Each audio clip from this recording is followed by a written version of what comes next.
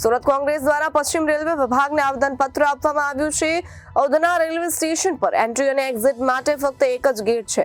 હાલના સમયમાં ત્યાં ખૂબ મોટા પ્રમાણમાં ભીડ વધી રહી છે, ત્યારે રેલવે પોલીસ પ્રશાસન લોકોની ભીડને જોઈ આગોતરું આયોજન કરવા માટે કોંગ્રેસ દ્વારા હાલ તો માંગ કરાઈ છે। સુરતમાં કોંગ્રેસ દ્વારા પશ્ચિમ રેલવે વિભાગને આવેદનપત્ર આપવામાં આવ્યું છે। ઉધના રેલવે સ્ટેશન પર એન્ટ્રી અને એક્ઝિટ માટે ફક્ત એક જ ગેટ છે। હાલના સમયમાં ત્યાં ખૂબ જ મોટા પ્રમાણમાં ભીડ વધી રહી છે। રેલવે પોલીસ પ્રશાસન લોકોની ભીડને જોઈને આગોતરું આયોજન કરવા માટે માફી કોંગ્રેસ દ્વારા માંગ કરાઈ છે। સુરત રેલવે સ્ટેશન પ્લેટફોર્મ 2 અને 3 અને 4 બંધ થવાના છે, ત્યારે આગોતરું આયોજન કરવાની માંગ કરાઈ છે। ભીડને કારણે મુસાફરોના જીવ જોખમમાં ન મુકાય તે માટેની રજૂઆત કરાઈ છે। આજ રોજ સુરત શહેર કોંગ્રેસ સમિતિના અમે તમામ આગેવાનો સુરત રેલવે સ્ટેશનથી તમામ ટ્રેનોને ડાયવર્ટ કરીને ઉધના રેલવે સ્ટેશન તરફ એ લોકો લઈ જઈ રહ્યા છે।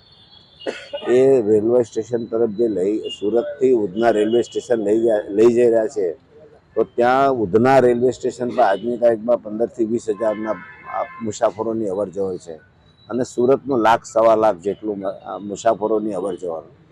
એની સામે જોઈએ તો ત્યાં એ પ્રકારની એ લોકોએ ટ્રાન્સપોર્ટેશનની વ્યવસ્થા કરી છે કે કેમ? મુસાફરોને લૂંટાઈ ન જાય, મુસાફરોને પેસેન્જરોની લૂંટ ના થાય, એ માટેનું તમે શું આગોતરું આયોજન કર્યું છે? આપ જોઈ શકો છો કે સુરત રેલવે સ્ટેશનની સામે કેટલું મોટું પટાંગણ છે અને એમાં કેટલી મોટી ટ્રાફિકની વ્યવસ્થા થઈ શકે એમ છે।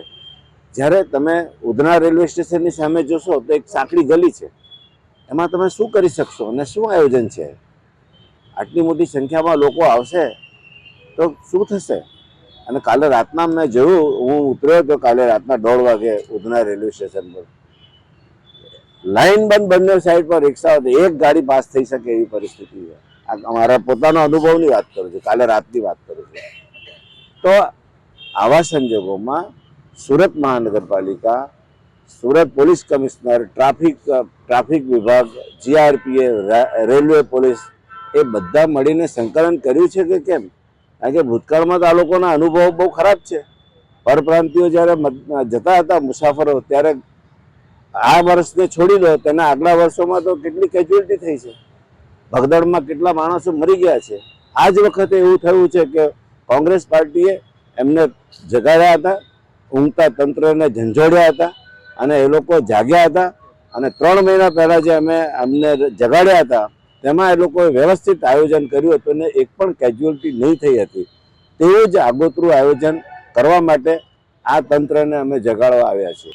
આવનારા સમયમાં સુરત રેલવે સ્ટેશન બંધ કરીને સુરત તમામ ટ્રેનોનું ઉધના સ્ટેશનથી ઉપાડવાનું આયોજન રેલવે મંત્રાલય તરફથી કરવામાં આવ્યું, ત્યારે કોઈ જાનહાની ન થાય, મુસાફરો ટ્રાફિકના કારણે પોતાની ટ્રેન ન ચૂકી જાય, એના આગોતરા આયોજન રૂપે અમે આજે રેલવે ડીવાયએસપી ગોરસબને મને રજૂઆત કરવા માટે આવ્યા છે કે આપસીના લાગતા વળગતા વિભાગ, કે ભાઈ સુરત જીઆરપી, ઉધના જીઆરપી હોય કે ઉધના આરપીએફ હોય કે સુરત ટ્રાફિક વિભાગ હોય, એ તમામ વિભાગો સાથે સંકલન કરીને આ ઉધના સ્ટેશન પર બંદોબસ્ત મૂકવામાં આવે, જેથી કોઈ મુસાફરોનું જાનમાલનું નુકસાન ન થાય, કોઈ જાનહાની ન થાય, કોઈના સામાન ના ચોરાય, કોઈના મોબાઈલ ના ચોરાય। ભૂતકાળમાં આપણે જોયું છે કે ઘણી વાર ઉધના સ્ટેશન હોય કે સુરત સ્ટેશન હોય, મુસાફરોના મોબાઈલ જૂટવા માટે લોકો પથ્થર મારે છે, જેના કારણે મુસાફર પોતાનો જીવ ગુમાવવાના પણ ઘણા બનાવ સુરતમાં બન્યા છે। ત્યારે એના અગમચેતીના ભાગરૂપે આજે મેં રજૂઆત કરવા માટે આવ્યા છે કે આ વ્યવસ્થિત બંદોબસ્ત ગોઠવો। ભૂતકાળમાં બી આપણે દિવાળી સમય દરમિયાન ખૂબ સારી વ્યવસ્થા કરી હતી, જેને કારણે કોઈ એવી વ્યવસ્થા ઉધના સ્ટેશન પર સર્જાઈ ન હતી। એવું જ આયોજન આગામી સમયમાં આપ કરો, એના માટે મેં આજે આવેદનપત્ર આપવા માટે આવ્યા છે।